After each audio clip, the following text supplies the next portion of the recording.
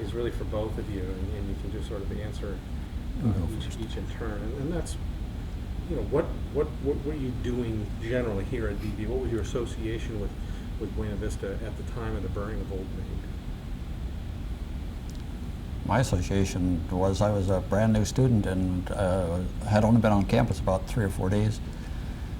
And what is now White Dormitory was the new men's dormitory at that time, and just moved in there, and somebody said Old Main is on fire, and nobody paid much attention to it the first time, and then they said Old Main is on fire, and that kind of got everybody's attention. I was just starting my junior year, as my 3rd year at Buena Vista. I was a commuting student. I lived with my family in the west part of town, walked back and forth to class. And you said earlier that the funny thing was you guys didn't know each other at the time. That's right. So did you meet there by the fire? Or? not for a whole year later. Yeah. Just in general, I think, what were your reactions when you know, I mean, you've already described it, but when you saw Old Main burning, or when you heard it, you knew that, oh, it really is on fire? At first there was sheer and utter disbelief. No one wanted to believe it, first of all. And as I recall, when you looked out the window, you couldn't see that there was any action over there, but you could tell people were hurrying to the building. And there were a lot of veterans, Korean veterans on campus at the time. I think because of that, there was maybe a little bit more maturity than you normally find with a freshman class. And I remember that a lot of us streaked over to the building and started carrying things out. We carried things out as fast and furiously as we could, and the fire department sort of indicated that this was an old building going to burn very fast, and we better get out of there, we better stay out. No one really wanted to believe that. We wanted to try and save as much as we could, and we kept going in until they made us stop. I don't recall that we got an awful lot of things out, but I'm sure we got a few file cabinets and some desks that I remember bringing out. I'll pause here for just a second to check my focus.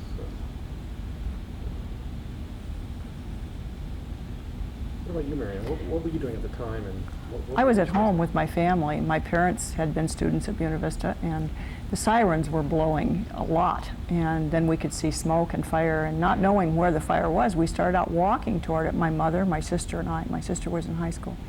And as we got closer and closer, we realized, of course, that it was Old Main. My mother was very devastated because she had very fond memories of having been a student here.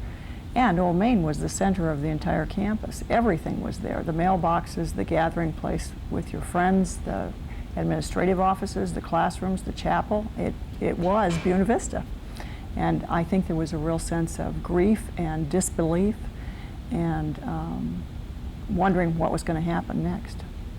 Sort of like, in a way, the whole campus going all at once. That's right, because there was just Old Main, Smith Hall, Swope Hall, the library, and the new men's dorm. Did you come down to when it was burning and watch? Yes, we walked toward it and watched describe it. the scene.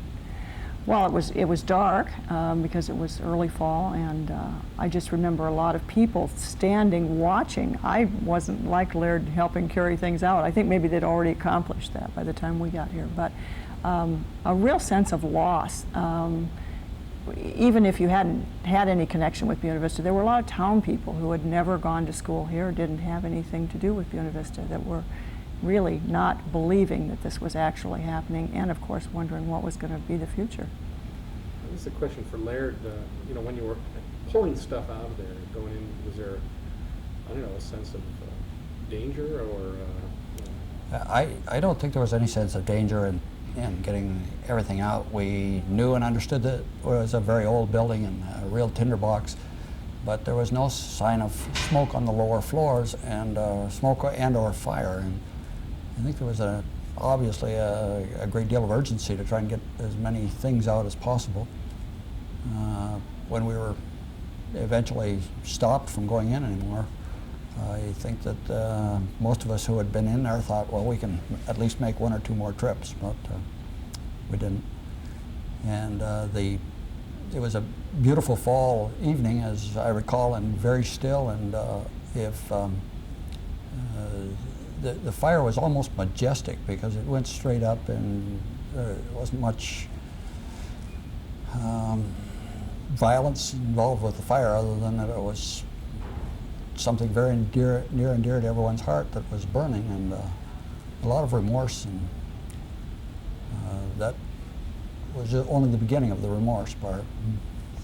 How did people express their remorse? Well, I think as any catastrophe, you saw the good and the worst in everyone, and it was certainly apparent in that crowd that night, and in the students. Many of the students were almost bitter, and they were mad. They felt that their career, this new chosen career for the freshmen and some of the upperclassmen, that there was no more Buena Vista. I was sort of fortunate in a way because of another misfortune. When I was in high school, a senior in high school, my high school burned down. So I'd already been through a similar crisis. And although I guess that it's an ill wind that doesn't blow someone some good, but I'd already been through this sort of experience and knew how quickly a community responds and recovers, and I guess in some respects expected Buena Vista to do the same. And I was surprised at some of the comments and the unsureness of some of the students that were here.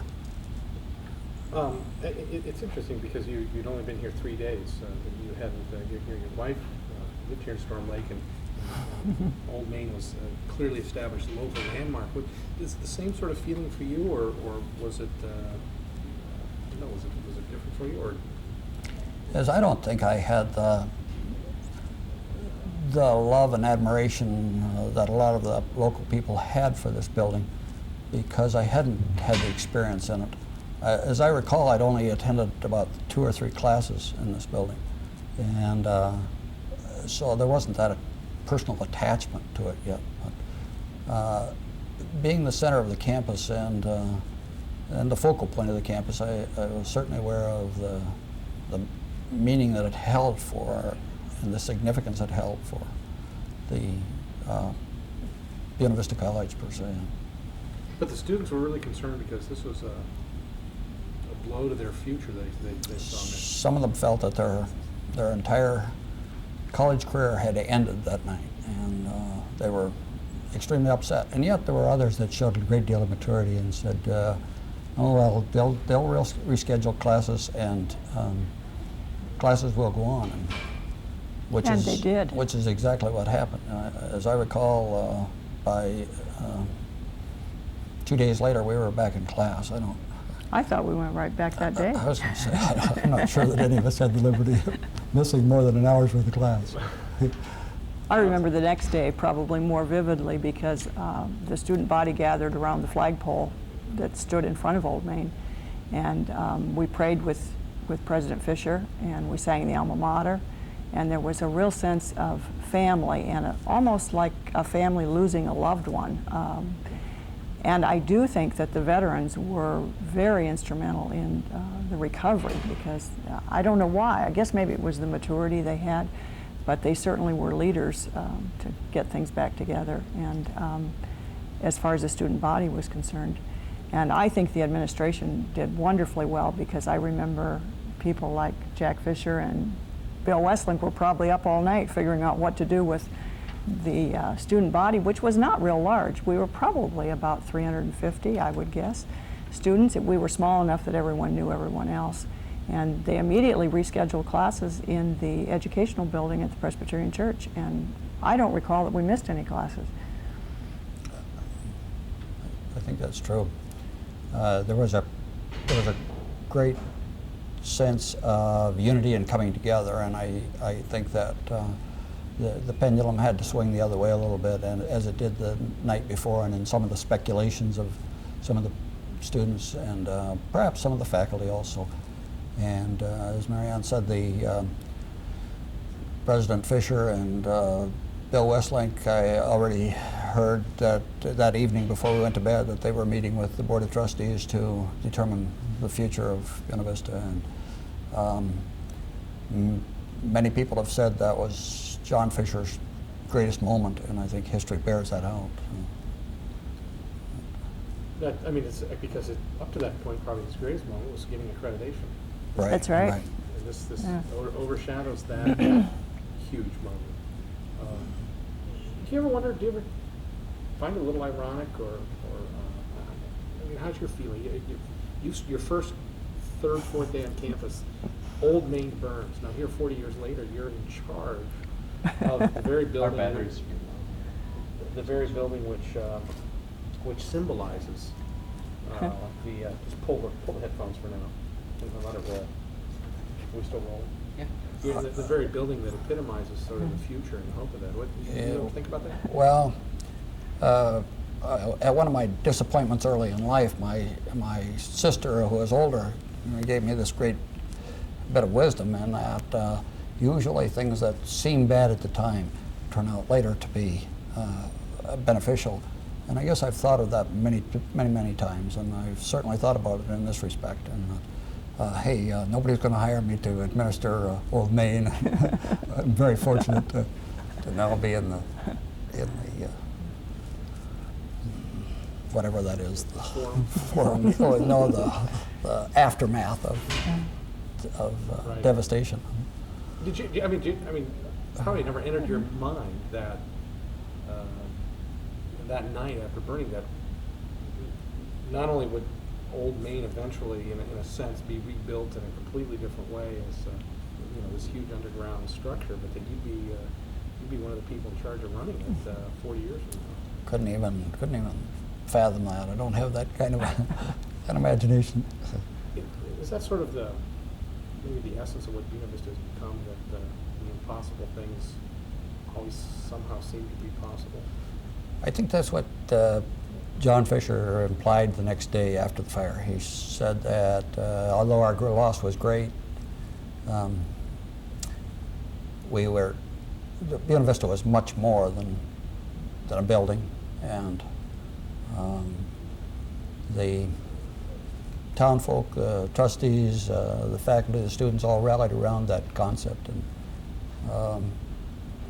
it soon became apparent that John was absolutely right. It was much more than just a building. Do you think that spirit, that essence of Buena still lives on today?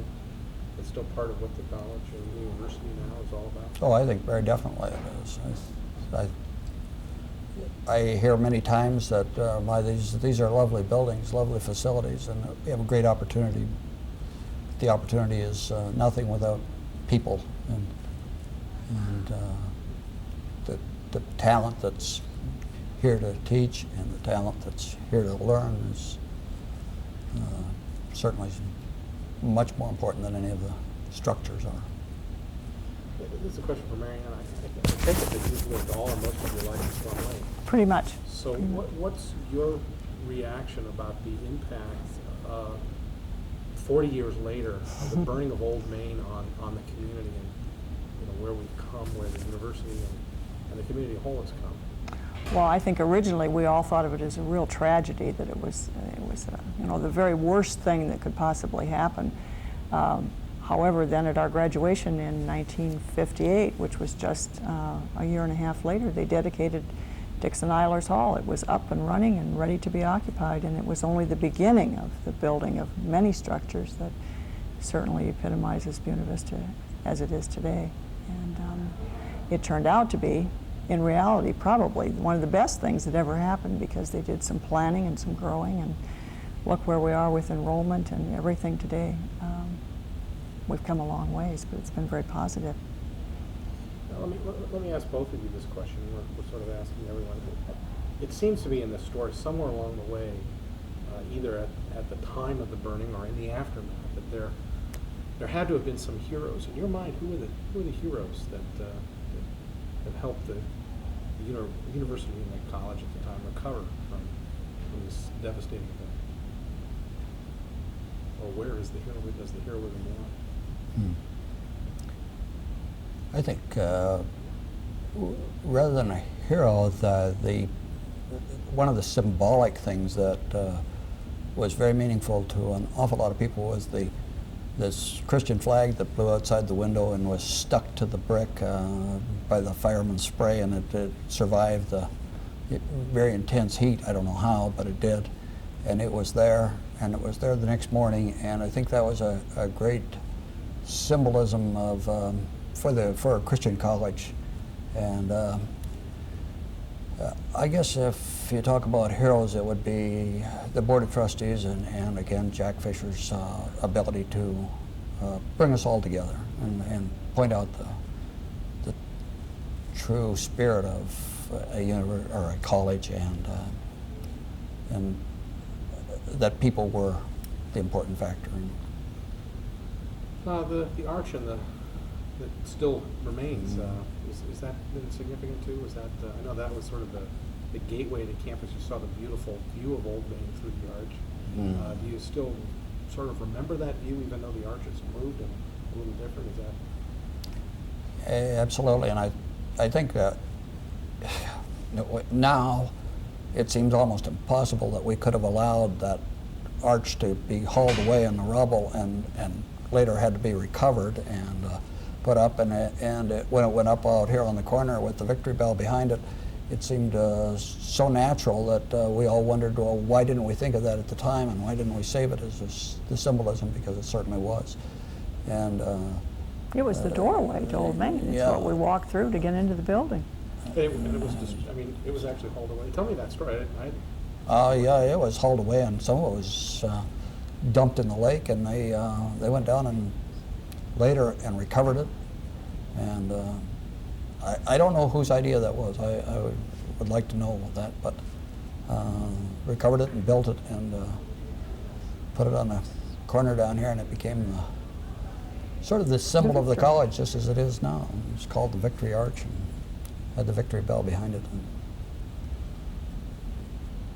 I'm trying to think of those sorts of comments. I think that we've really covered a lot of things. One thing that I remember is a couple of weeks later was homecoming, and it was probably the best homecoming we've ever had.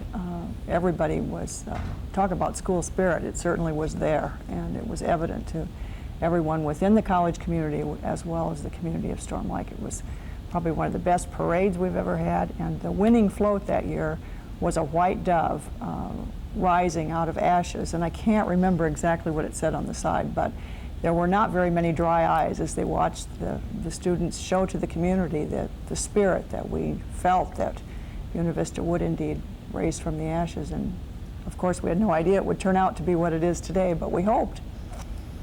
That's sort of the story of BV. The reality has always exceeded the dreams. That's right. Mm-hmm.